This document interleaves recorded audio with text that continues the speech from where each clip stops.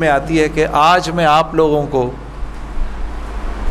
اپنی کارگزاری سناؤں کہ اللہ نے موسیقی سے اس طرف لانے کا جو میرا انتظام کیا وہ کیسے کیا۔ آئیں آج آپ کو میں یہ سناتا ہوں۔ تو یہی جولائی کے دن تھے، میں گاڑی میں بیٹھا ہوا، شیشہ اس کا چڑھا ہوا تھا اور میں جا رہا تھا، تو میں نے اپنے بائیں طرف سے ایک جماعت کو گزرتے ہوئے دیکھا۔ مجھے کچھ اس طرح پتا تھا کہ یہ کچھ ایک جماعت ہے جو لوگوں کو مسجد کی طرف لے جاتی ہے اور وہ تنگ ونگ کرتی ہے، لوگوں کو گھروں سے نکال لیتی ہے، تو لوگ اس جماعت سے بھاگتے پھرتے ہیں۔ کچھ ایسا سنا تھا میں نے، کوئی ایک ایسی جماعت ہے۔ تو میرے دل میں یہ خیال آیا کہ دیکھو تم تو آرام سے گھر میں بیٹھے ہوئے ہو، گاڑی میں بیٹھے ہوئے ہو، اور یہ دیکھو یہ بیچارے لوگوں کو نماز کی طرف، اللہ کی طرف بلا رہے ہیں، اور ان کے کپڑے بالکل بھیگے ہوئے تھے پسینے سے، اور تم ان کے بارے میں غلط سوچ رہے ہو۔ ایسا نہ ہو کہ آگے جا کے تمہاری گاڑی وجے کہیں۔ تو اپنی گاڑی کو بچانے کے چکر میں نے وہاں سے یو ٹرن مارا، اور یو ٹرن مار کے میں واپس لایا، اور واپس لا کے میں نے گاڑی کو یہ جماعت کے کچھ جو ساتھی تھے ان کے آگے روک لیا۔ روک کے میں گاڑی سے اتر کے میں جو جماعت کا جو سب سے آگے جو تھے بزرگ تھے، میں ان کے پاس گیا اور میں نے جا کے ان سے ایسے ہاتھ کیا، ہاتھ ملا کر میں نے کہا جی آپ بڑا اچھا کام کریں، میرے لیے بھی دعا کریں، ایسے ہی کہہ دیا میں نے۔ تو انہوں نے میرا ہاتھ پکڑ لیا اور مجھے کہنے لگے میں آپ کے لیے ضرور دعا کروں گا۔ اب مجھے کیا پتا کہ گشت پر نکلا ہوا ہو کوئی، اور وہ گشت پہ نکلا ہوا آدمی دعا کرے، یہ کیسے ہو سکتا ہے؟ اللہ قبول نہ کرے۔ ہو سکتا ہے اس اللہ کے ولی نے میرے لیے دعا کر دی ہو۔ اب آپ لوگ اللہ کا نظام دیکھیں میری بہنوں اور میرے بھائیوں، بہت عجیب بات ہے۔ اس جماعت میں ایک جو لڑکے تھے ان میں سے ایک نے اپنی مسجد میں جا کر بتایا کہ تمہیں پتہ ہے آج ہمیں روکا کس نے؟ تو انہوں نے کہا بھائی کس نے روکا؟ کہا وہ سنگر نہیں ہے جنید جمشید، اس نے آج، یہ لوگ مقامی گشت کر رہے تھے، اس نے گشت کے دوران ہمیں روک لیا، اس نے ہم سے ایسے کہا بھائی ہمارے لیے دعا کرنا۔ اور جس مسجد میں اس نے یہ بات کہی، اس مسجد میں ایک نمازی تھا جو تبلیغ میں لگ چکا تھا، وہ 16 سال پہلے میرے ساتھ اسکول پڑھتا تھا۔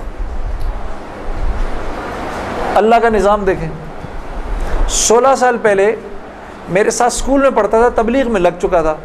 اس نے کہا کس نے روکا تمہیں؟ کہا وہ نہیں ہے، وہ سنگر جنید جمشید، اس نے روکا ہمیں۔ اس نے کہا اچھا میں ٹھیک ہے۔ خیر میرے اس دوست نے مجھے ڈھونڈنا شروع کیا،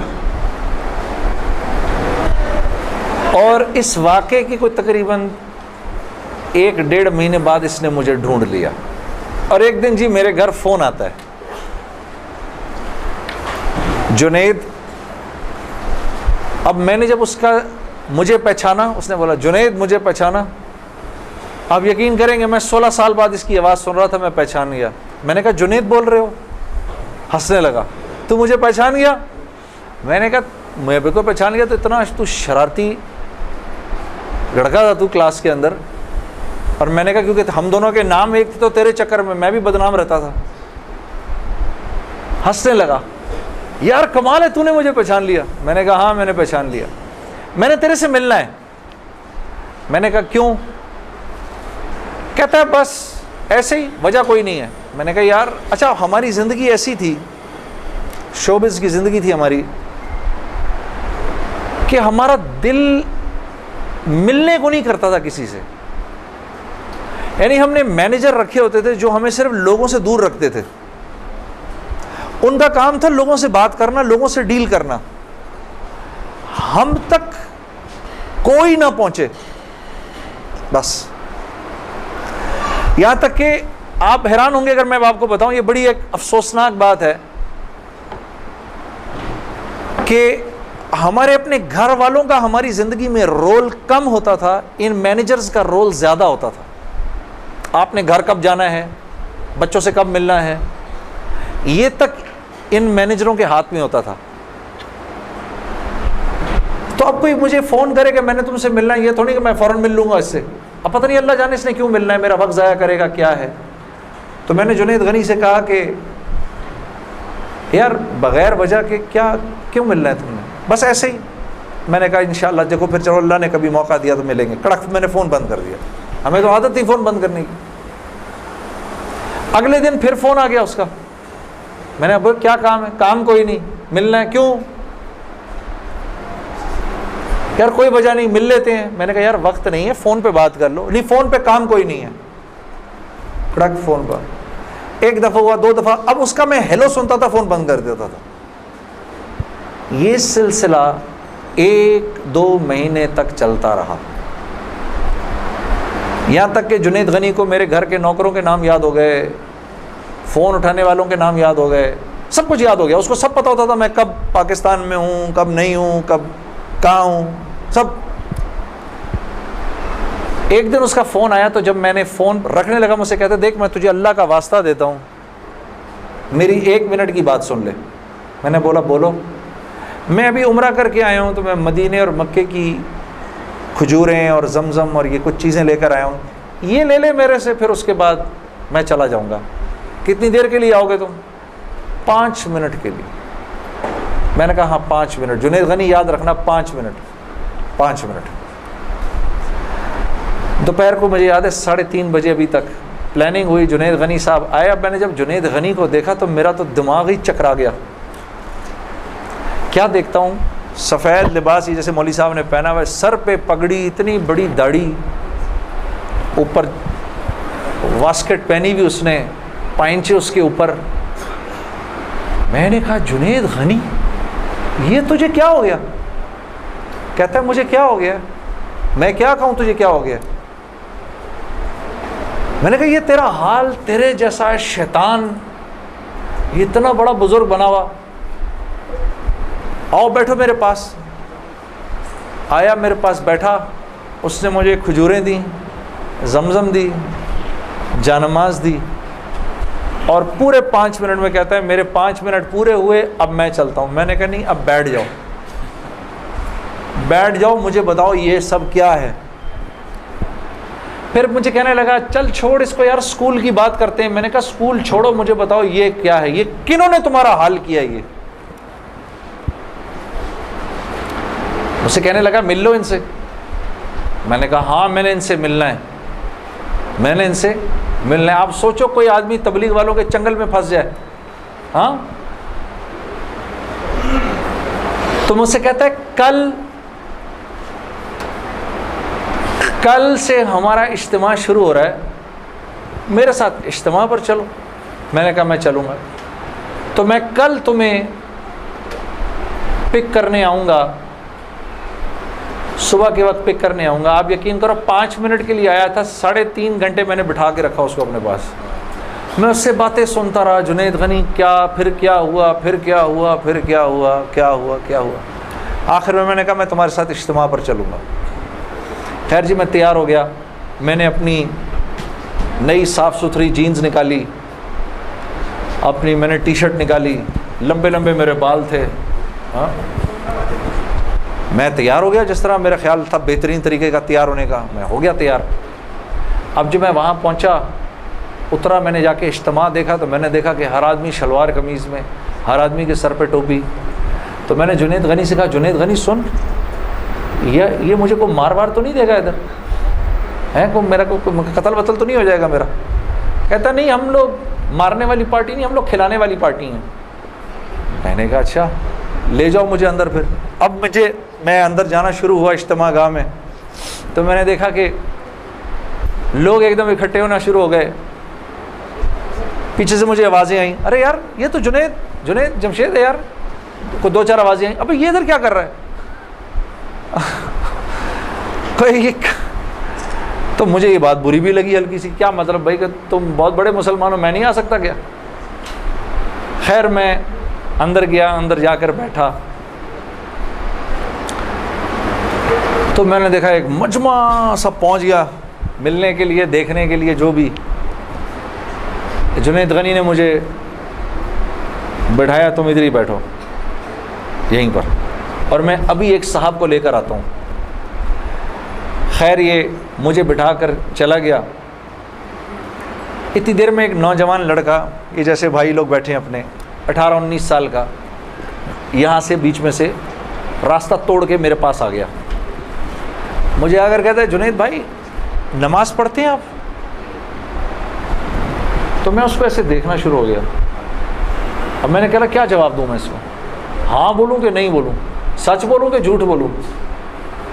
میں دیکھتا رہا اس کو، دیکھتا رہا، لیکن اندر ہی اندر نا مجھے غصہ آنا شروع ہو گیا کہ اب یہاں یہ ہوگا، اگلا پوچھے گا آپ قرآن پڑھتے ہیں کہ نہیں پڑھتے ہیں، پھر اگلا پوچھے گا آپ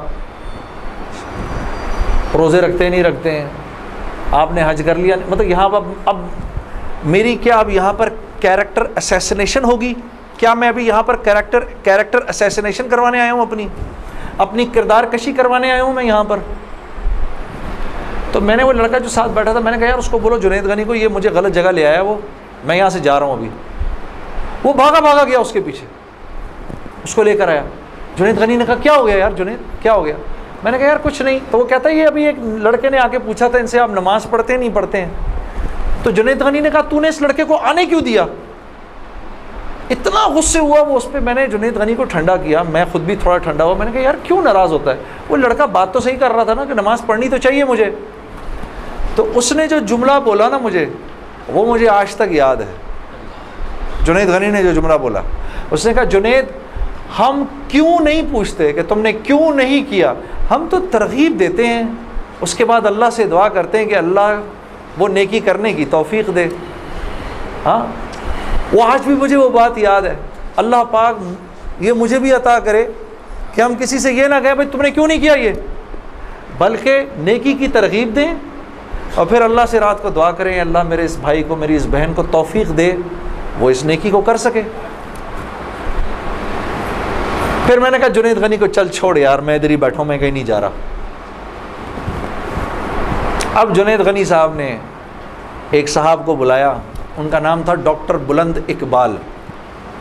ابھی جب میں شان رمضان ابھی شان رمضان کر رہا تھا نا یہ ابھی کچھ پچھلے رمضان میں، تو ڈاکٹر بلند اقبال صاحب بڑے عرصے بعد مجھے ملنے آئے. میں ملا ان سے، بڑی خوشی ہوئی. میں نے ان کو یاد کرایا وہ واقعہ جو میں اب آپ کو سنانے لگا ہوں. تو ڈاکٹر بلند اقبال صاحب میرے سامنے آ کے بیٹھ گئے.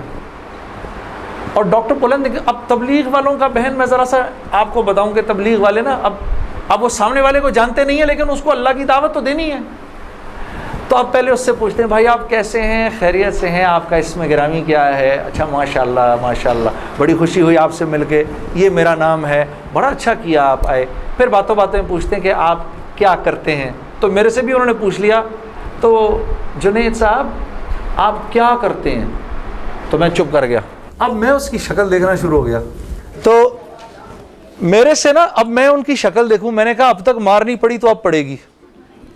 اب جو میں نے بتایا نا میں کیا کرتا ہوں، تو میرے چہرے کے بدلتے ایکسپریشنز دیکھ کے نا جنید غنی نے ان سے کہا ارے ڈاکٹر صاحب آپ اس کو نہیں پہچانتے؟ یہ وہ ہے نا جس نے دل دل پاکستان گایا ہے. ڈاکٹر صاحب کہتے ہیں ارے واہ واہ واہ واہ واہ واہ واہ واہ، مسلمان کی تو شان ہی یہی ہے، جس کام کو کرتے آگے بڑھ جاتا ہے. میں نے کہا یہ آدمی ٹھیک آدمی ہے،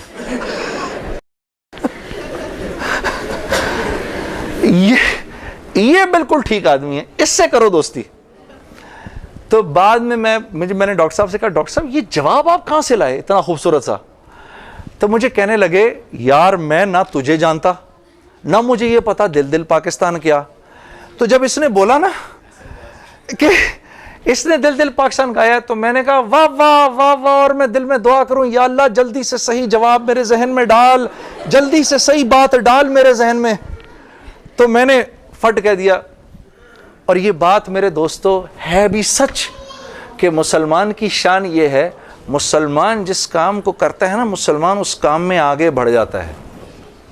ساری دنیا میں جن کاموں کو آپ برا کام سمجھتے ہیں نا کہ یہ برے کام ہیں، ان برے کاموں کو بھی اگر کبھی کسی مسلمان نے کیا نا تو یقین کرو غیروں سے بھی زیادہ کیا. ہاں یقین کرو، مسلمان ایک عجیب امت ہے. ہم سے بہتر کوئی نہیں. کنتم خیر امہ، بس یہ ہر لائن سے بہترین امت ہے. جس کو اللہ ہی کہہ دے تم بہترین ہو تو پھر ہمیں دوسروں سے پوچھنے کی کیا ضرورت ہے کہ ہم اچھے ہیں کہ برے ہیں. ہاں اب میں پورا دن ڈاکٹر بلند اقبال صاحب کے ساتھ پھرتا رہا. اور جب دن کا آخر آیا تو جنید غنی نے مجھے کہا کہ چل میں تجھے گھر چھوڑ دوں. میں نے کہا گھر تو مجھے چھوڑ دو، لیکن یہ بسترے کیا ہیں، یہ جو بسترے لگے ہوئے ہیں؟ کہا یہ رات کو لوگ یہاں سوئیں گے. میں نے کہا اور یہ جو بزرگ حضرات ہیں یہ بھی ادھر ہی سوئیں گے. میں نے کہا یار میں تو ان سے زیادہ فٹ آدمی ہوں، اگر یہ بوڑھے لوگ ادھر سو سکتے ہیں تو میں بھی سو سکتا ہوں. تو اس نے کہا یار نور اللہ نور، تیرے لیے بھی بسترا لگا دیتے ہیں. میں بھی سو گیا ادھر ہی اس رات کو. وہ شاید زندگی کی پہلی دفعہ زندگی میں رات کو تہجد کی نماز پڑھی، اٹھا دیا اس نے بیچ میں. تو ایک دن گزرا، دوسرا دن گزرا، تیسرے دن مولوی طارق جمیل صاحب کا بیان تھا. اب مجھے تو نہیں پتا یہ کون ہے. ہاں اچھا مولوی صاحب نے بیان کیا تو میں نے جنید غنی سے کہا یار بڑے اچھے اچھے بیان تھے یہ سارے تیرے بزرگ، یہ کون آدمی ہے؟ کہنے لگا یار یہ ہیں ہمارے ایک مولانا. میں نے کہا یار میں نے ان سے ملنا ہے. کہتا یار ان سے نہیں مل سکتا کوئی. میں نے کہا بھائی میں اس ملک کے صدر سے بھی مل سکتا ہوں اور اس ملک کے پرائم منسٹر سے بھی مل سکتا ہوں، یہ مولوی سے ملنا کیا مشکل ہے؟ تو خیر میں نے اس کو کہا مجھے ملنا ہے، ہر صورت میں ملنا ہے. کہنے لگا کہ یار کس طرح کریں گے، چل میں تجھے لے کے چلتا ہوں. خیر جی ہم پورے مجمع میں سے نکلے دونوں، کرتے وہ پیچھے حضرات کے ٹینٹس لگے ہوئے تھے. کرنگی میں ہوا تھا یہ کراچی کا اجتماع. میں اور یہ بات کر رہا ہوں 1997 سپٹمبر 1997 3 سپٹمبر مجھے ابھی تک یاد ہے، میری سالگرہ تھی 3 سپٹمبر 1997. عمر بھی بتا دوں میری کیا ہو گئی تھی، معلوم ہے سب؟ آپ کو سب کو پتہ چلے گا 50 سال کا تو ہو ہی گیا ہوں نا میں. ہاں اب کیا ڈرنا، جو 50 سال کا بندہ ہو جائے وہ کیا عمر چھپایا اپنے. خیر تو میں جب ادھر پہنچا تو وہاں پر ایک لڑکا ایسے ڈنڈا لے کر کھڑا ہوا مولوی صاحب کے کمرے کے باہر. تو مجھے دیکھ کر وہ مسکرانے لگا، جنید بھائی آپ ادھر کیا کر رہے ہیں؟ اب مجھے 3 دن تو گزر گئے تھے. میں نے کہا کیوں بھائی میں کیوں نہیں آ سکتا ادھر، تو بڑا مسلمان ہے میرے سے. ہنسنے لگا، نہیں وہ میں نہیں کہہ رہا، میں آپ کو دیکھ کے تھوڑا حیران ہو گیا، کیا کام ہے؟ میں آپ کا بڑا فین ہوں. میں نے کہا اچھا. تو میں نے کہا کہ مجھے یہ جو تھے نا مولانا طارق جمیل ان سے ملنا ہے. کہ یار جنید بھائی ان سے تو ملنے کی کسی کو اجازت نہیں ہے. میں نے کہا تم جا کر بتاؤ تو صحیح کہ میں نے ملنا ہے. اچھا میں کچھ کرتا ہوں. خیر وہ اندر گیا، اس نے اندر جا کر کہا کہ آپ آئیں اندر. تو میرا دوست جنید غنی مجھے لے گیا. آپ یقین کرو میں نے مولوی طارق جمیل صاحب کو زندگی میں کبھی اکیلے بیٹھے نہیں دیکھا. وہ اللہ نے شاید اس دن ملوانا تھا یا بات کروانی تھی، اکیلے بیٹھے ہوئے تھے خیمے میں اپنے. جنید غنی نے جا کر اندر کہا مولانا میرا ایک دوست ہے جنید جمشید، وہ آپ سے ملنا چاہتا ہے. مولانا نے کہا کون جنید جمشید؟ تو میں وہ خیمے میں بیٹھا ہوا تھا تو ایک نوجوان میرے پاس آیا کہ جی پاکستان کا ایک مشہور گلوکار ہے، اس کا نام ہے جنید جمشید، میں آپ سے ملانا چاہتا ہوں. میں نے کہا کدھر ہے؟ کہ میرے ساتھ ہے. میں نے کہا تم کیسے جانتے ہو؟ کہ میرا کلاس فیلو تھا. میں نے کہا لے آؤ. تو وہ اس کو جب لے کر آیا تو اس نے چہرہ چھپایا ہوا تھا، مجمع کی وجہ سے شاید چہرہ پورا سے چھپایا ہوا. میرے سامنے آ کے بیٹھا اور یوں کھولا تو وہ وہی نوجوان جس کو میں نے اسکرین پر ناچتے دیکھا تھا. میں باہر کھڑا حیران ہو گیا، ان کو کیسے پتا میں کون ہوں؟ اندر بھیجو اس کو، اندر بھیجو. مجھے بلایا اندر اور جنید غنی کو کہا تم باہر جاؤ، تم باہر انتظار کرو۔ وہ باہر چلا گیا، یہ نوجوان جیسے بیٹھا ہے ایسے جا کے میں مولوی صاحب کے سامنے بیٹھ گیا، اور مجھے ایسے تیز نظروں سے انہوں نے دیکھنا شروع کر دیا۔ میں نے کہا آپ مجھے ایسے کیوں دیکھ رہے ہیں؟ کہتے ہیں میں تجھے نہیں دیکھ رہا، میں تو اللہ کی شان دیکھ رہا ہوں۔ میں نے کہا جی کیا مطلب؟ کہا تیرے بڑے بڑے بورڈ لگے ہیں فیصل آباد کے اندر، بڑے بڑے بورڈ لگے ہیں۔ میں اکثر ان بورڈز کو دیکھ کر کہتا تھا، مجھے بعد میں مولانا نے بتایا، میں ان کو بورڈز کو دیکھ کر کہتا تھا ہر ایک کو ہدایت مل سکتی ہے، اس کو نہیں مل سکتی۔ ہاں آج میں جب ادھر ایئرپورٹ آ رہا تھا تو ایئرپورٹ پہ تیرا بڑا سا بورڈ لگا ہوا تھا، ایسے ہی میرے دل میں آئی یا اللہ کیا یہ نہیں ہو سکتا کہ اس سے میری ملاقات ہو جائے، اور تو میرے سامنے بیٹھا ہے، میں اللہ کی شان دیکھ رہا ہوں۔ میں نے دیکھا ایک نوجوان ناچ رہا ہے، ڈانس کر رہا ہے ساحل پر، اور اس کے ساتھ 10-12 لڑکیاں وہ بھی ڈانس کر رہی ہیں۔ میں نے دیکھا بہت خوبصورت نوجوان ہے، مجھے خیال آیا یہ جو اتنی بڑی گمراہی میں ہے اس کو ہدایت کیسے ملی، اور کون اسے جا کر اللہ کا پیغام سنائے گا؟ یہ وہیں بیٹھے بیٹھے ایک اس کی خوبصورتی اور جوانی پہ رحم آیا۔ کہنے لگے دل دل پاکستان تو نے گایا ہے؟ میں نے کہا جی۔ میں نے کہا آپ نے سنا ہے؟ کہا نہیں سنا تو نہیں، بسوں کے پیچھے لکھا دیکھا ہے۔ کہ یہ جو دل دل پاکستان ہے یہ میں نے گایا ہے۔ اچھا اچھا اچھا، وہ تو بہت مشہور ملی نغمہ ہے۔ کہاں جی وہ میں نے گایا ہے۔ اچھا، میں نے کہا چلو یہ کسی یوں پہنچا نہ پہنچا، آئے تو صحیح برسر الزام ہی آئے، ہاں ہوٹوں پہ کبھی ان کے میرا نام ہی آئے، آئے تو صحیح برسر الزام ہی آئے۔ میں نے کہا چلو یوں نہیں تو یوں سے، تعارف یوں نہیں ہوا تو یوں ہو گیا، بسوں کے پیچھے تو لکھا دیکھ لیا۔ تو میں نے مولوی صاحب سے کہا مولانا میرا ایک سوال ہے، ایک پاکستانی نوجوان میری عمر کا جس نام شہرت کا تصور بھی نہیں کر سکتا، وہ سب کا سب میرے پاس موجود ہے، لیکن میں اندر سے خالی ہوں۔ لوگ اس بات کو نہیں جانتے، لوگ سمجھتے ہیں کہ میں بہت خوش ہوں، لیکن میں اندر سے بہت پریشان ہوں، بہت اضطراب ہے، اور اس کی وجہ مجھے سمجھ نہیں آتی۔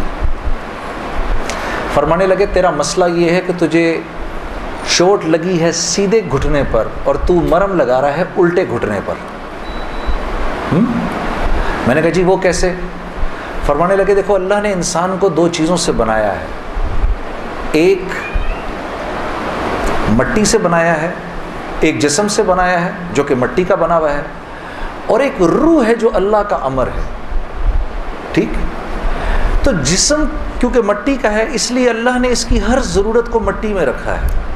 جو کھانا ہم کھاتے ہیں، جو کپڑے ہم پہنتے ہیں، جو پانی ہم پیتے ہیں، جن گھروں میں ہم رہتے ہیں، جو چیزیں ہم استعمال کرتے ہیں، یہ سب جسم کی ضرورت کی چیزیں ہیں، اور کیونکہ جسم مٹی کا ہے تو اللہ نے ان تمام ضرورتوں کو مٹی میں رکھا ہے۔ روح اللہ کا امر ہے، یہ آسمانوں سے آئی ہے تو اس کی خوراک بھی آسمانوں پر ہے، زمین میں نہیں ہے۔ پھر فرمانے لگے اگر میں تم کو سونے کے ایک محل میں بند کر دوں اور 4 دن کھانے کو نہ دوں تم کیا کرو گے؟ میں نے کہا ظاہر سی بات ہے میں چیخوں گا کہ مجھے کچھ کھانے کو دو۔ کہا بس یہی حال تیری روح کا ہے کہ تیرا جسم اچھے اچھے کپڑے پہنتا ہے، بڑی بڑی گاڑیاں چلاتا ہے، اچھے اچھے محلوں میں رہتا ہے، اور تو اپنے آپ کو سیٹسفائی کرنا چاہتا ہے، لیکن اندر تیری روح جو ہے وہ بھوکی ہو کے جب چیختی ہے تو تیرے سر میں درد ہوتا ہے، تو اس روح کی بھوک کا بھی تو علاج کر۔ تو میں نے کہا اس کی خوراک کہاں ہے؟ کہا یہ آسمانوں سے آئی ہے تو اس کی خوراک بھی آسمانوں پر ہے، زمین میں نہیں ہے۔ اور دل کے سکون، چین اور اطمینان کا تعلق اس مٹی کے بنے ہوئے جسم سے نہیں ہے بلکہ اس آسمان سے آئی ہوئی روح سے ہے۔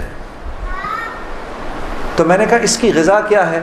فرمانے لگے اس کی غذا اللہ کا کلام ہے، اللہ کے حکم ہے، اس کی غذا نبی کی زندگی ہے، نبی کے طریقے ہیں، نبی کی سنت ہے۔ وہ جب تک اس کو ملیں گے نہیں یہ بھوکی رہے گی، اور جب یہ بھوک کر چیخے گی تو پھر تم تو مسلمان ہو، تمہیں تو پتہ ہے، غیروں کو تو پتہ نہیں، وہ دماغ کی اس چیخ کو سلانے کے لیے کبھی شراب پیتے ہیں، کبھی نشے کرتے ہیں، لیکن یہ تو جب تک روح بھوکی ہے اس وقت تک اندر سے تم مضطرب رہو گے، سکون چین نہیں ملے گا۔ درد ہو اس گھٹنے میں اور دوا لگے اس گھٹنے میں تو دوا بھی جا رہا ہے اور درد بھی نہیں جا رہا۔ دوا لگ رہا ہے، درد نہیں جا رہا، کیوں؟ جہاں درد ہے وہاں دوا نہیں، جہاں دوا لگ رہا ہے وہاں درد کوئی نہیں، تو آرام کیسے آئے گا؟ تو یہ بے چینی، کرب، یہ تو روح میں ہے اور ہم اسے دور کرنا چاہتے ہیں۔ جسم کی ضرور موسیقی، کھانا پینا، 5 اسٹار ہوٹل، گلیمر، موج میلہ، پروٹوکول، یہ تو سب جسم کی چیزیں، روح کو ان سے کیا سروکار؟ لیکن جس دن اسے غذا ملے گی ایک دم منزل بھی ملے گی، راستہ بھی نظر آئے گا، ساحل بھی نظر آئے گا، گھاٹ بھی نظر آئے گا، اور منزل مقصود کا بھی پتہ چل جائے گا۔ اور پھر قرآن کی وہ آیت پڑھی، مجھے آج بھی یاد ہے، الا بذکر اللہ تطمئن القلوب، کہ اللہ پاک چیلنج دے رہے ہیں سب کو کہ اگر دل کا سکون، چین اور اطمینان چاہیے میرے بندو، مالداروں، حکومت والوں، دولت والوں، شہرت والوں، اگر تمہیں دل کا سکون، چین، اطمینان چاہیے تو تمہیں مجھ سے تعلق بنانا پڑے گا، مجھ سے یاری لگانی پڑے گی۔ مولانا کی یہ بات سن کر میں تو پہلے ہی پریشان تھا، 3 دن سے بیان سن رہا تھا، میں تو دھاڑے مار کے رونا شروع ہو گیا، روتا رہا بڑے دیر تک۔ پھر جب مجھے تھوڑا سا چین آیا تو میں نے کہا مولوی صاحب اس کا مطلب کیا ہے، میری پوری زندگی برباد ہو گئی؟ تو فرمایا نہیں، بالکل بھی نہیں، کہ یہ معاملہ تم دنیا والوں سے تھوڑی کر رہے ہو، یہ معاملہ تم تو اللہ سے کر رہے ہو، اور اللہ کے ہاں معاملہ کیا ہے؟ اللہ کے ہاں معاملہ کیا ہے کہ ابھی انسان اللہ رب العزت سے معافی مانگنے کا ارادہ ہی کر رہا ہوتا ہے، دل میں ابھی خیال ہی آ رہا ہوتا ہے کہ اللہ رب العزت اگلے پچھلے معاف کر دیتے ہیں سارے۔ پھر مجھے فرمایا، یہ مجھے پھر بات سنائی، حدیث قدسی سنائی کہ میرے بندے تو یہ زمین و آسمان سارے کے سارے اگر اپنے گناہوں سے بھر دے، جو کہ تو بھر نہیں سکتا، اگر تمام جن و انس بھی مل جائیں تو بھر نہیں سکتا، لیکن اگر تو نے ایسا کر بھی دیا، ایک مرتبہ اگر تو نے کہا اے اللہ مجھے معاف کر دے، تو نہ صرف یہ کہ ہم تمہیں معاف کر دیں گے بلکہ تم ایسے ہو جاؤ گے جیسے تم نے ان گناہوں کو کیا ہی نہیں۔ میں تو بے یقینی کی حالت میں مولانا کو دیکھنے لگا، میں نے کہا مولوی صاحب واقعی؟ کہا ہاں۔ پھر پوچھنے لگے کیا ارادہ ہے؟ اب میرا ارادہ میوزک چھوڑنے کا تو نہیں تھا کہ میں نے کہا ادھر آؤ، کیا وہ کیا کہ نمازیں بخشوانے آئے، کیا روزے گلے پڑ گئے؟ ہاں جی، میرا تو کوئی پروگرام نہیں تھا میوزک چھوڑنے کا، لیکن گناہ بھی بخشوانے تھے۔ تو پھر مجھے کہنے لگے توبہ کرو گے؟ میں نے کہا مولوی صاحب کس چیز سے؟ کہا اپنی اس پچھلی زندگی سے۔ میں سوچ میں پڑ گیا۔ اچھا، میں نے کہا جی میں توبہ کرتا ہوں۔ میں نے توبہ کی، یا اللہ میوزک چھوڑنے کا تو میرا کوئی موڈ نہیں، یہ مولوی بھی اللہ جانے کیا کہہ رہے ہیں، لیکن اگر تجھے اس سے کوئی میرے لیے بہتر زندگی نظر آتی ہے تو تو مجھے اس زندگی پہ لگا دے کہ واقعی میں چاہتا ہوں کہ تجھے راضی کر سکوں، تجھے خوش کر سکوں۔ اے اللہ پچھلی پوری زندگی پر توبہ کرتا ہوں، اگلی زندگی تیرے حکموں پر چلنے کی کوشش کروں گا۔ اگر تو واقعی ایسا ہے جیسا یہ مولوی صاحب فرما رہے ہیں تو تو مجھے معاف کر دے۔ میں نے کہا توبہ کر لی۔ مولوی صاحب نے کہا اب کیسا محسوس کر رہے ہو؟ میں نے کہا جی بہت ہلکا۔ پھر میں نے کہا لیکن مولوی صاحب بات تو یہ ہے کہ اگر میرے پچھلے سارے معاف ہو گئے اور اس پر اللہ نے اگر جنت دی تو میری تو بہت ہی بڑی جنت ہوگی، آپ سے بھی بڑی۔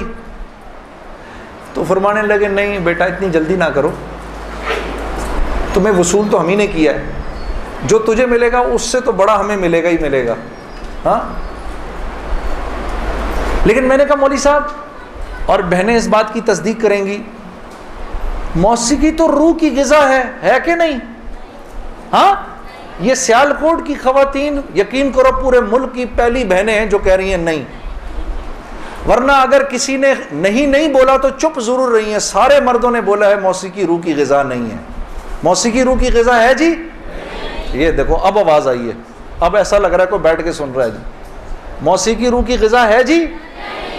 شاباش, اللہ آپ لوگوں کو اس پر چلا دے.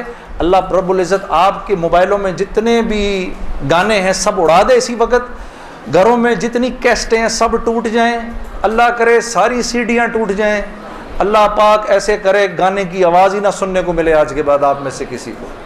یہ سوچ لو, آمین قبول ہو جائے گا. اب سوچ کے بولنا آمین. تو مولوی صاحب نے مجھے کہا کہ نہیں, موسیقی روح کی غذا نہیں ہے, موسیقی نفس کی غذا ہے. موسیقی کس کی غذا ہے؟ نفس کی. یہ واقعی نفس کی غذا ہے, اور یہ ایسا زہر ہے, ایسا زہر ہے, یہ جب اندر جاتا ہے تو پتہ ہی نہیں چلتا کہ نقصان کتنا کر گیا ہے. ٹرائی نہ کرنا, لیکن آپ کہیں جا کر اللہ کی بات سنیں, اس کے بعد جا کر 5 منٹ کا گانا سنیں, ساری صفائی ہو جائے گی, سب اندر ساری صفائی ہو جائے گی. میں یہ نہیں کہ بعد میں مجھ سے لوگ پوچھتے ہیں حلال ہے حرام ہے, اس کے لیے تو یہ مولوی بیٹھے ہوئے ہیں نا, ان سے پوچھو. میں آپ کو وہ بتا رہا ہوں جو ہوتا ہے, میں آپ کو وہ بتا رہا ہوں جو ہوتا ہے, کہ یہ انسان کو بے باک کر دیتی ہے. مجھ سے کسی نے پوچھا میں اپنے ملک کے لیے گانا, میں کبھی اپنے ملک کے لیے گانا وہ ایک اور چیز ہے. میں ان گانوں کی بات کر رہا ہوں جن کو عام طور پہ لوگ سن رہے ہوتے ہیں بازاروں میں, ہاں, اور پھر کہتے ہیں اس کے سننے میں کیا ہے. ارے یار میں کیا بتاؤں آپ کو کیا ہے, خدا کی قسم اگر وہ زندگی اس زندگی سے بہتر ہوتی مجھے کیا تکلیف تھی. مجھے ایک ساتھی کہنے لگا اب تو آپ کے لیے اس زندگی کی طرف جانا بڑا مشکل ہے. میں نے کہا کوئی مشکل نہیں, گلا تو وہیں کا وہیں ہے, گا سکتے ہیں, لیکن اب اس زندگی کی طرف جانے سے بہتر لگتا ہے کہ میں آگ میں چھلانگ مار دوں, کہ وہ اس قدر خطرناک زندگی, وہ اتنی ایک, یقین کرو پوری, صرف گانا نہیں ہوتا, وہ ایک پوری زندگی ہے. وہ ایک پوری زندگی کا نام, جیسے یہ ایک پوری زندگی کا نام ہے نا, صرف دعوت کے 2 بول نہیں ہیں. ہاں, میرے دوست مجھ سے لڑتے تھے, یار تو ادھر گانا گا ادھر جا کے اذان دے دے. ارے میں نے کہا نہیں ہوتا ایسے نہیں ہوتا بھائی. گانا گانے والے کو تو اذان کی آواز سے نعوذ باللہ نعوذ باللہ نعوذ باللہ کراہیت آتی ہے, کراہیت آتی ہے. مجھے یاد ہے ہم کانسرٹ کر رہے ہوتے تھے اور مغرب کی اذان اگر ہوتی تھی, یقین کرو وہ, کیونکہ وہ تو دعوت کے بول ہیں نا, ادھر تو ایک غلط کام ہو رہا ہے نا, وہ تو دعوت کے بول ہیں. وہ دعوت کے بول جب ہمیں سنائی دیتے تھے تو وہ ہمارے سینے کو پھاڑ کے نکل جاتے تھے. ایسے تھوڑی ہوتا ہے, یہ کوئی کھیل مذاق ہے کیا, یا یہ کوئی ٹی وی کا پروگرام ہے کہ جس میں ایکٹنگ ہو رہی ہے کہ نہیں بھئی ادھر جا کر اذان دے دی, ادھر جا کے گانا گا دی, ادھر جا کے اذان دے دی. ایسے نہیں ہوتا. اور پھر اللہ کے نیکی کے کام کرنے کی تو اللہ کی طرف سے توفیق ملتی ہے میرے دوستو. ہاں, عمل صالح کرنے کی تو توفیق ملتی ہے. یہ ایسی تھوڑی کو میرا مطلب ہے خالہ جی کا کھیل ہے کہ 95% نماز نہیں پڑھ رہا اور 5% نماز پڑھ رہا ہے. کیوں ہے ایسا؟ سب کیوں نہیں پڑھ رہے؟ من جانب اللہ توفیق ملتی ہے. خیر جی, میں کھڑا ہوا, میں نے کہا اچھا مولانا آپ سے وعدہ تو کر لیا. میرے دوستو میں باہر نکلا سوچتا ہوا, میرے اندر آپ یقین کرو ایک تلاطم برپا ہو گیا. ہاں, ایسی میرے اندر ایک خیر و شر کی نا جنگ شروع ہو گئی, ایسے کر کے ایسی جنگ, راتوں کو اٹھ جاتا تھا میں اور پوری رات بیٹھا رہتا تھا ایسے جانماز کھول کے میں بیٹھ جاتا تھا, سوچتا رہتا تھا میں کیا کرنے لگا ہوں. ایک لمحے خیال آتا تھا نہیں بڑی نیکی کا کام کر رہا ہے تو لوگوں میں محبتیں پھیلا رہا ہے, لوگ خوش ہو رہے ہیں. دوسری طرف خیال آتا تھا یار کیا یہ اللہ رسول کو یہ بات منظور ہے, ان کو پسند ہے, میں کیا کر رہا ہوں. پھر یہ خیال آئے ارے نہیں ان مولویوں کی نہ سننا. پھر یہ خیال آئے. یاد رکھنا آپ کو میں ایک دو چار وہ باتیں بتا رہا ہوں جو میرے پہ گزری, یہ میں گر کی باتیں بتا رہا ہوں آپ کو. جب شیطان اپنا چکر چلائے گا نا دو باتیں کرنے کو کہے گا, یاد رکھنا. پہلی بات یار یہ تبلیغ والوں سے اب ملنا مت, مولانا سے بات نہ کرنا, ملنا مت. دوسری مسجد میں نہ جانا. دو کام نہ کرنا کبھی, ایک تبلیغ والوں سے ملنا مت, ایک مسجد میں نہ جانا. اور بہنوں یہی تمہارے ساتھ ہوگا. وہ جو ہے نا وہ اپنا تبلیغی ساتھی اس کی بیوی, اب اس کو فون نہ کرنا آئندہ, ٹھیک ہے, اس کے گھر نہ جانا, اب تعلیم میں نہ جانا, کیونکہ اس کو پتا ہے یہ وہاں گئی اور عورت کا دل تو مرد سے 10 گنا زیادہ جلدی اللہ کی بات کو لے لیتا ہے. ہاں فوراً. میں واپس آ کے بیوی کو کارگزاری سناتا تھا تو میں اس کی حالت بدلی بھی دیکھتا تھا, حالانکہ وہ نہ مسجد آئی نہ اس نے وہ اعمال ہوتے دیکھے. اس لیے میں آپ کو بتا رہا ہوں بھائی, جب آپ نکلا کرو گھر واپس آ کر بیوی کو سب بتایا کرو ہم نے کیا کیا. وہ جذبات بنتے ہیں گھر والی کے, اور جب گھر والی کے جذبات بنتے ہیں تو پھر بچوں کی صحیح تربیت شروع ہوتی ہے. دین ادھر, دین ان کی زندگی میں آیا تو گھر کے اندر آ گیا. جب تک آپ کی زندگی میں ہے گھر سے باہر ہے, گھر والی کی زندگی میں آ گیا گھر کے اندر آ گیا. تو میں آہستہ آہستہ آہستہ آہستہ آہستہ آہستہ جو بھی 3 دن میں سنتا تھا آ کر گھر والی کو عائشہ کو بتاتا تھا, عائشہ آج یہ سنا, آج یہ سنا, آج یہ سنا. کرتے کرتے آہستہ آہستہ پھر میں نے اپنی ماں کو بتانا شروع کیا, مرحومہ کو.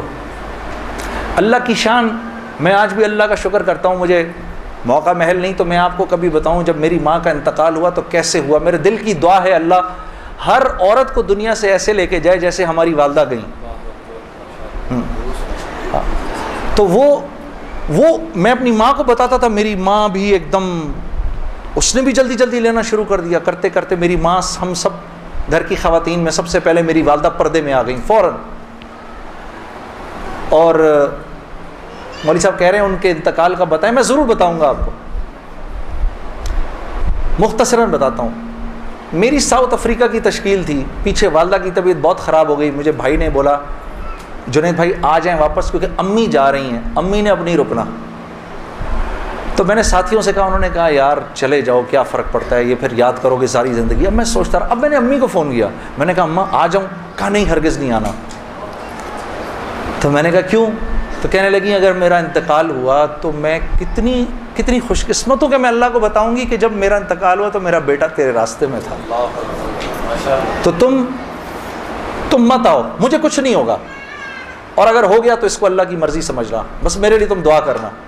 اللہ کی شان, امی کا انتقال نہیں ہوا. اس میرے 40 دنوں بعد میں واپس آیا تو بہت خوش ہوئی, گلے لگایا, کہا دیکھو میں نے کہا تھا اللہ نے مجھے زندہ رکھا جب تک کہ تم نہیں آتے واپس. پھر میری حضرات نے 10 دن کی اور تشکیل کر دی کینیڈا کی. تو میں نے کہا اماں پھر 10 دن کے لیے بھیج رہے ہیں, جاؤں نہیں جاؤں؟ نہیں چلے جاؤ نا, تو بالکل ٹھیک ہوں. میں نے کہا جی ٹھیک ہے. میں جس دن گیا ہوں اس دن ہم ٹورانٹو میں مرکز میں بیٹھے ہوئے تھے, تو وہ پوری ٹورانٹو کی شورا سامنے بیٹھی ہوئی تھی, میرا بیان تھا. بیان کے دوران ایسے موبائل پڑا ہوتا ہے, میں نے رکھا ہوا تھا کہ بہن کو بولا ہوا تھا کہ اگر اماں کو کچھ ہو مجھے فوراً بتا دینا. میرا موبائل بند ہو گیا, میں سمجھا خراب ہو گیا, اب وہ چلے ہی نہ کسی طرح سے. خیر میں نے اس کو چھوڑے رکھا, میں بات کرتا رہا. اس کو نہ چھیڑیں, چھوڑ دیں اس کو. تو میں نے اس وقت جب میں عشاء کی نماز پہ کھڑا ہوا تو پیچھے سے ساتھیوں نے آ کے بتایا کہ والدہ کا انتقال ہو گیا. میں نے بہن کو فون کیا, کیا ہوا؟ کہتی ہے کہ ابھی فجر کی ہم نے نمازیں پڑھی ہیں اور فجر سے تھوڑا سا پہلے انتقال ہوا ہے. اور 2-2:30 بجے اس امی نے بلایا میری بیوی کو, اور میری بیوی کو بلا کے بولا کہ بیٹا دیکھو میں نے تو ساری زندگی تمہیں بیٹی کی طرح رکھا، لیکن میں ساس ہوں، کمی بیشی ہو سکتی ہے، تو اگر کچھ ایسی ہوئی ہو تو مجھے معاف کر دینا۔ تو میری وائف نے کہا امی آپ کیسی باتیں کر رہی ہیں، مجھے تو کبھی خیال بھی نہیں آیا اس بات کا، ہاں آپ نے مجھے اس سے کم سمجھا ہی نہیں۔ پھر میری بہن سے کہا کہ تم بیٹا مجھے لگتا ہے میں آج چلی جاؤں گی، مجھے سورہ یاسین سناؤ۔ تو میری بہن نے ان کو سورہ یاسین سنائی۔ تو میری بہن کہتی ہے کہ آنکھیں بند کر کے لیٹ گئیں اور مجھ سے کہا کہ اب سورہ رحمان سناؤ۔ تو سورہ رحمان پڑھتے پڑھتے میری امی نے آنکھیں کھولیں اور آنکھیں کھول کے میری بہن سے کہا کہ منیزہ یہ دیکھو یہ کس قدر ایک حسین عورت تمہارے ساتھ کھڑی ہوئی ہے، ذرا اپنے اس طرف دیکھو کتنی حسین عورت کھڑی ہے تمہارے ساتھ، بیٹا یہ مجھے لینے آئی ہے۔ تو میری بہن کہتی ہیں کہ اماں یہاں تو کوئی نہیں کھڑا، نہیں اس کے پیچھے دیکھو، اس کے پیچھے بھی کچھ لوگ کھڑے ہیں۔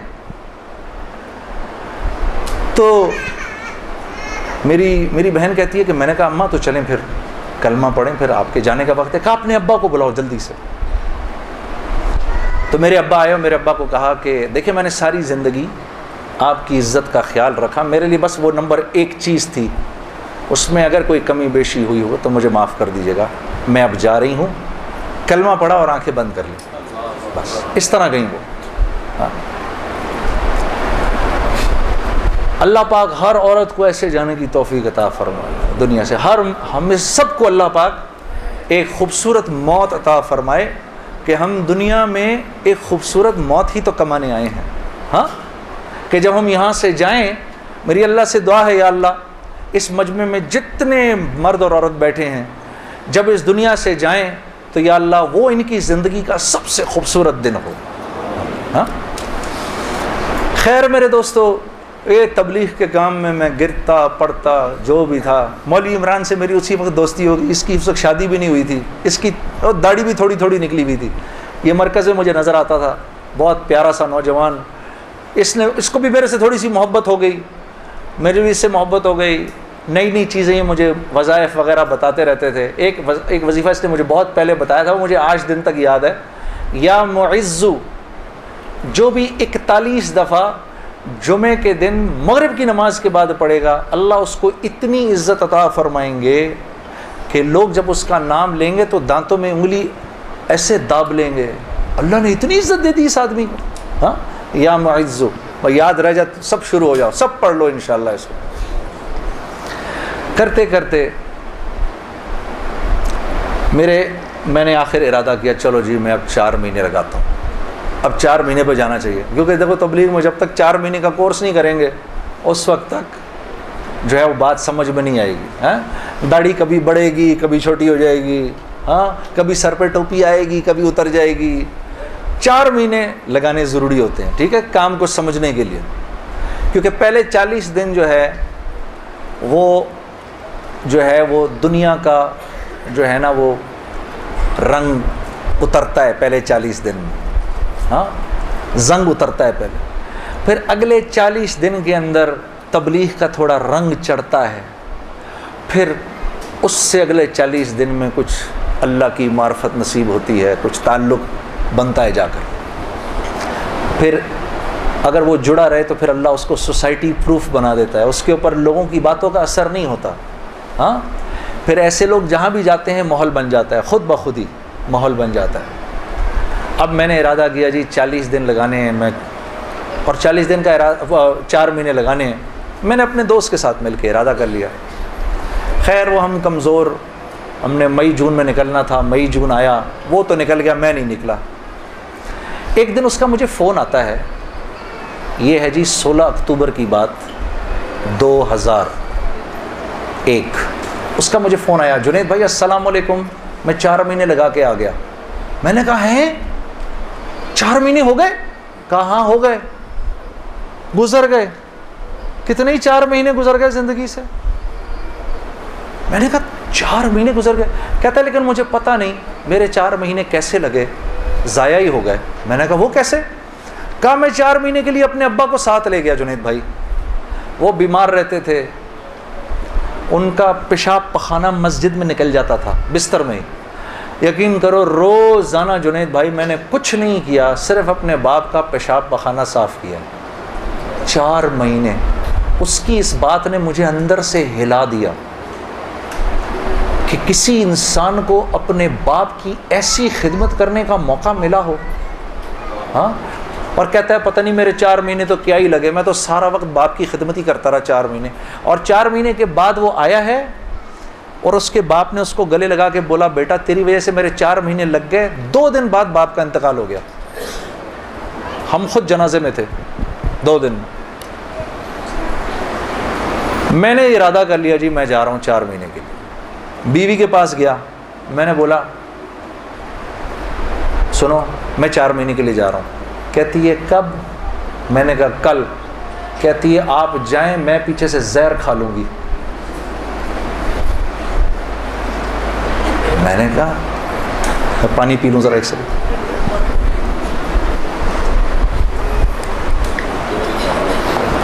میں نے کہا یار اب میں سوچ رہا ہوں یار یہ چانس لیا جائے نہ لیا جائے، موقع تو بہت اچھا ہے۔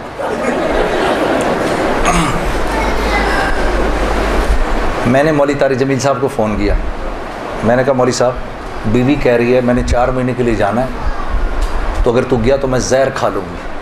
کہتے ہیں یار میرا 30 سال کا تجربہ ہے، یہ اتنی بیوقوف نہیں ہے ان میں سے کوئی بھی، تو ایسے کر آج رات کو کھانے کے وقت نا ایک نوالا توڑ کے اس کے منہ میں ڈال دے۔ میں نے کہا مولوی صاحب یعنی میری بیوی نوالا توڑ کے میرے منہ میں ڈالے؟ نہیں، تو نوالا توڑ کے اس کے منہ میں ڈال۔ اب یار دیکھو میرے والد صاحب ہیں پٹھان، ماں ہندوستانی ہے، والد صاحب تو پٹھان ہے، اب پٹھان اپنی بیوی کے منہ میں نوالا ڈالے، ہاں ویسے ہی ایک شرم آتی ہے اتنی، لیکن ہم ویسے ہی کہ شرم آ رہی ہے۔ میں کہا کس طرح کروں گا میں؟ اب ہم بیٹھے ہوئے میں کھانے پہ بیٹھے، مجھ سے کہہ رہی ہے آپ کھا کیوں نہیں رہے؟ میں نے کہا کھاتا ہوں۔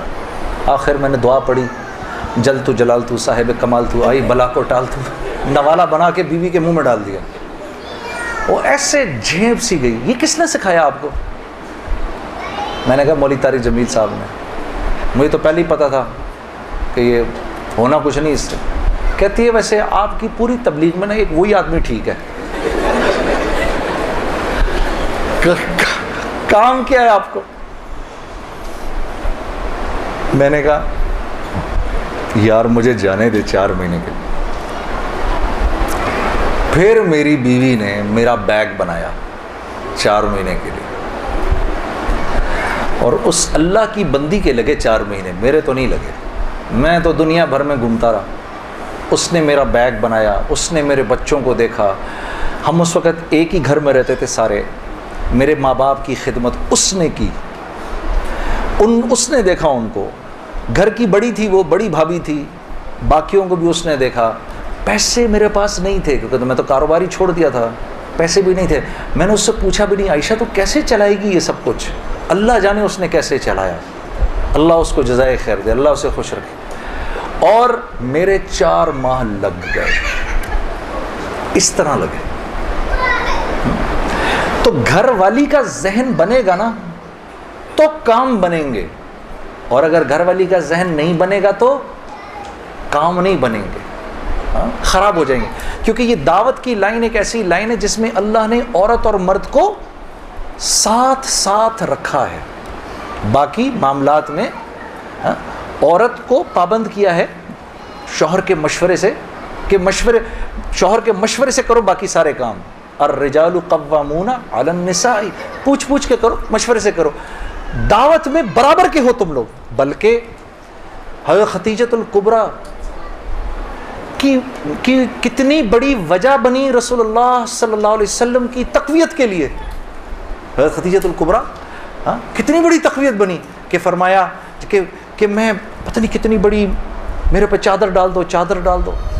یا رسول اللہ آپ گھبرائیے نہیں، آپ تو لوگوں کو کھانا کھلاتے ہیں، غریبوں کے ساتھ نیکیاں کرتے ہیں، ہاں آپ تو ضعیفوں اور مساکین کا خیال رکھتے ہیں، ان کی پاسداری کرتے ہیں، اللہ آپ کو ضائع نہیں کرے گا.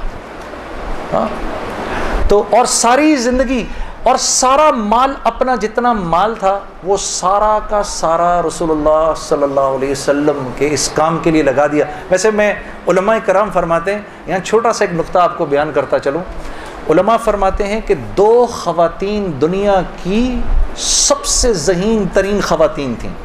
ایک حضرت آسیہ علیہ السلام جو فرعون کی بیوی تھیں، اور دوسری حضرت خدیجۃ الکبریٰ رضی اللہ تعالی عنہا. یہ 2 سب سے انٹیلیجنٹ خواتین تھیں اپنے وقت کی. کیسے بھلا؟ کہ حضرت آسیہ کے اوپر جب فرعون نے وہ پتھر رکھے، مجھے خدا مانو، انکار کر دیا، اور جب آپ دنیا سے جانے لگیں تو آپ نے جاتے جاتے اپنے ایمان کو بچانے کے لیے اللہ سے وہ خوبصورت دعا کی. ہاں ہاں ضرب اللہ مثلا للذین آمنوا امرأۃ فرعون. اے میرے نبی قصہ سنائیے اپنی امت کی خواتین کو فرعون کی بیوی کا، کہ جب وہ دنیا سے جانے لگی قالت رب ابن لی عندک بیتا فی الجنہ. اے اللہ تو مجھے جنت میں جگہ تو دے، وہ تو دے گا اب مجھے انشاءاللہ، لیکن اپنے قریب دینا. ہاں وہ جنت دینا مجھے جو تیرے قریب ہو. بس اب میں بہت تھک گئی ہوں، ان ظالموں سے مجھے نجات دلا. تو رسول اللہ صلی اللہ علیہ وسلم نے حضرت خدیجۃ الکبریٰ سے فرمایا جب وہ جانے لگیں دنیا سے کہ جب جنت میں جاؤ تو اپنی سوکن کو میرا سلام کہنا. کہا یا رسول اللہ میری تو کوئی سوکن نہیں. کہا نہیں، اللہ نے تجھ سے پہلے میرا نکاح آسیہ سے کر دیا تھا. ہاں تو اللہ کے قریب، سب سے قریب، اللہ رب العزت کے سب سے قریب کس کی جنت ہے؟ رسول اللہ کی. ہاں اور دوسری حضرت خدیجۃ الکبریٰ کہ احساس ہو گیا تھا کہ میرا شوہر جو ہے وہ سچا نبی ہے. آپ چاہتی تھیں کہ قیامت تک جتنے انسان اس دنیا میں آئیں ان کی نیکیوں میں میرا اجر ضرور ہو، تو سارا مال لگا دیا. ہاں کہ سیالکوٹ کے لوگ آج جو عشاء کی نماز پڑھیں، اے اللہ مجھے اپنا اجر اس میں بھی چاہیے. تو یہ 2 most intelligent women of their times. تو جب مال خرچ کرو میری بہنوں، اللہ نے آپ کو بڑے دل دیے ہیں، یہ سوچ کے خرچ کرو یا اللہ یا اللہ یہ جو مال میں دے رہی ہوں اس سے کوئی حافظ قرآن پروان پڑ جائے، کوئی حافظ پروان چڑھے، کیا پتہ میری بہن اس کے ہاتھ پر اللہ نے ہزاروں کی ہدایت لکھی ہو، قیامت کے دن پتہ نہیں کتنا بڑا اجر ملے. خیر میرے دوستو، اسی طرح سے وقت چلتا رہا.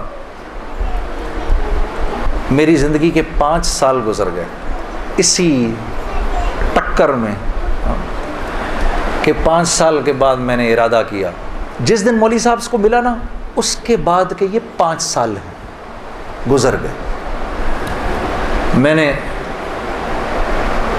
یہ فیصلہ کیا کہ آج کے بعد نہیں گاؤں گا، آج کے بعد نہیں گاؤں گا. تو مجھے فون کس کا آتا ہے؟ ملٹری سیکٹری ہیں جمالی صاحب کے. ہو سکتا جمالی صاحب ہمارے وزیر اعظم تھے، 2002 کی بات کر رہا ہوں، 2003 کی بات کر رہا ہوں. جمالی صاحب کا فون آتا ہے، ان کے ملٹری سیکٹری کا. وہ آپ نے دل دل پاکستان گانا ہے، وہ پنڈی میں وہ مادر ملت ٹرین لانچ ہو رہی تھی ریلوے اسٹیشن کے اوپر، اس کی پہلی وہ تھی. میں نے کہا سر میں تو توبہ کر چکا ہوں، میں تو اب نہیں گاؤں گا. تو انہوں نے کہا جی وہ پرائم منسٹر صاحب آپ سے خود بات کرنا چاہتے ہیں. تو پرائم منسٹر صاحب بڑے پیارے بہت نفیس جمالی صاحب ایک دم کہنے لگے جنید صاحب وہ بے نظیر بھٹو صاحبہ کا ٹائم آیا تو آپ نے گایا، نواز شریف صاحب کا ٹائم آیا آپ نے گایا، اب جب ہمارا ٹائم آیا تو آپ نے توبہ کر لی. میں نے کہا سر ضرور گاؤں گا لیکن میری ایک شرط ہے. جی جی فرمائیے. میں نے کہا وہاں میں اعلان کروں گا کہ آج آخری بار گا رہا ہوں، آپ کو منظور ہے؟ ہاں جی مجھے منظور ہے. ان کے ساتھ آئے ہوئے تھے وہ انفارمیشن منسٹر اپنے شیخ رشید صاحب، اس وقت انفارمیشن منسٹر تھے. شیخ رشید صاحب کا چلہ لگا ہوا ہے بائی دا وے، اور ان کا چلہ 1970s میں لگا ہوا ہے. اگر کبھی ان کے چلے کی کارگزاری سنیں بڑا ایمان بڑھتا ہے. وہ اس وقت کے رائمنڈ کے قصے سناتے ہیں جب رائمنڈ میں ہم بیٹھے ہوئے ہوتے تھے اور ٹرین سامنے سے نظر آتی تھی. مجھے وہ اس وقت کے قصے سناتے ہیں اپنے. اللہ نے شیخ رشید صاحب سے دعوت کی لائن کے بڑے خیر کے کام لیے ہیں. آپ کو پتہ ہے ایک مرتبہ اسلام آباد میں اجازت نہیں مل رہی تھی اجتماع کی اجازت نہیں مل رہی تھی. ایک دفعہ حالات خراب تھے, اللہ نے یہ کام ان سے لیا. یہ گئے اس وقت کے پریزیڈنٹ صاحب کے پاس, پریزیڈنٹ مشرف صاحب کے پاس. میں گارنٹی لیتا ہوں انشاءاللہ کچھ نہیں ہوگا سر, ان کو کرنے دیں. میں نے کہا سر آپ نے تو ایک ہی دفعہ ایسا چھکا مارا ہے, پتہ نہیں کتنا بڑا اجر ملا ہوگا. 3 لاکھ بندہ جمع ہوا, 3 دن اللہ کی بات ہوئی, وہاں کیا کیا بات ہوئی, سینکڑوں جماعتیں نکل گئیں سب آپ کے کھاتے کے اندر. بڑے خوش تھے یہ بات سن کر, واقعی مجھے ملا ہوگا. میں نے کہا سر آپ نے تو وہ چھکا مارا ہے کہ ہم میں سے کسی کو ہی ملنا ہوگا یہ.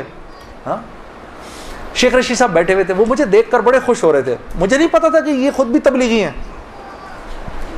تو یہ دونوں حضرات بیٹھے ہوئے تھے. میں جب جا رہا تھا ادھر ایسے آسمان کو دیکھتا ہوا جا رہا تھا. یا اللہ, اوپر سے آسمان کھول کے تو کہہ دے جنید کوئی بات نہیں, تو گا لے. میں زندگی بھر مولوی عمران بشیر, طارق جمیل صاحب کسی کی نہیں سننی میں نے. اس کے بعد ایک مرتبہ کہہ دے. میرے دوستو یقین کرو آسمان نہیں کھلا, اور میں ریلوے اسٹیشن پہنچ گیا. وہاں جا کر جی ہم نے آخری مرتبہ دل پاکستان گایا اور واپس آ گیا. زندگی اب تو 8:45 بج گئے, چلو اب بات یہاں تک ہی رکھتے ہیں, اللہ آپ لوگوں کا بیٹھنا قبول کرے.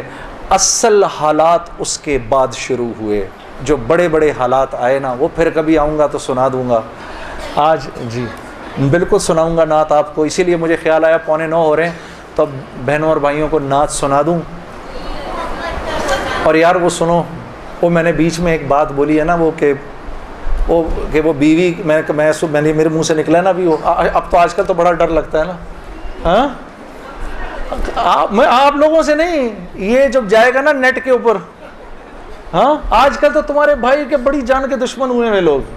اچھا, اور پتہ ہے دشمنی بھی دیکھو یار, دشمنی بھی وہ کر رہا ہے جس کے لیے بول رہا ہوں میں, وہ کر رہے ہیں. میں تو ہمیشہ بات کی ہے تو عورت کی حرمت کی بات کی ہے کہ اللہ نے, محمد صلی اللہ علیہ وسلم نے اس امت کی عورتوں کو یہاں رکھا ہے, یہاں مردوں سے اوپر رکھا ہے. ہاں, عزت دی ہے تو اس دین نے دی ہے بھائی. ہاں, میں تو ان کی حرمت کی جب بات کرتا ہوں, یہ میں جانتا ہوں کہ ہماری خواتین کا ایک بہت بڑا حصہ ہے جو دل سے اس بات پر میری عزت کرتا ہے, اس بات کو میں جانتا ہوں. لیکن جن کو یہ بات چبھتی ہے جا کر, دعوت کا بول ہر ایک تھوڑی قبول کر لیتا ہے. دعوت کا بول, وہ تو صالح علیہ السلام کی اونٹنی کو تو اللہ کہہ رہے ہیں ناقۃ اللہ, وہ میری اونٹنی تھی, اس کو مار دیا لوگوں نے, ظالموں نے. ہاں, جو کہ اللہ کی نشانی تھی, اور قوم سمود میں سے ایک انسان جانتا تھا یہ اللہ کی نشانی ہے, لیکن چلتی پھرتی دعوت تھی اس لیے اس کو بھی نہیں چھوڑا لوگوں نے. تو یہ مجھے پتا ہے, لیکن میں یہ بات بتانا چاہتا ہوں آپ کو کہ میرا جو بھی بول ہے وہ آپ کی عزت اور حرمت کو اونچا کرنے کے لیے ہے. اس کی وجہ سے اگر کوئی ناراض بھی ہو جائے نا میرے سے, تو مجھے اس کی پرواہ نہیں ہے, مجھے اس کی پرواہ نہیں ہے. کیونکہ جیسے میری ماں تھی نا, آپ کی ماں بھی میری ماں ہے. میں آپ کی ماں کو اپنی ماں سمجھتا ہوں, جیسے میری اپنی بہن ہے میں آپ کو اپنی بہن سمجھتا ہوں. تو اگر ہم ہی نہیں کریں گے اس حرمت کو, اگر ہم ہی پامال کر دیں گے, پھر اور کون رکھے گا؟ کیونکہ ویسٹ تو بھول گیا ہے اس بات کو. یہ تو ہم ہیں جو ان کو دکھاتے ہیں کہ بھائی عورت کی کیا حرمت اور عزت ہے. اس کی وجہ سے ایک بہت بڑا مجمع ناراض بھی ہو جاتا ہے, لیکن چلو کوئی نہیں. ہاں, غم عاشقی تیرا شکریہ, میں کہاں سے گزر گیا. کون سی سناؤں جی نعت؟ میرا دل بدل دے, بدلنے کا پروگرام بھی ہے جی, سوچ لیں پھر سے. میرا مطلب ہے پکڑا جائے گا جھوٹ ادھر. وہ نا میں جب ریکارڈنگ کرتا تھا نا اپنی, نیا جب میں آرٹسٹ بنا, تو وہ ایک گانا تھا میرا, یہ شام پھر نہیں آئے گی.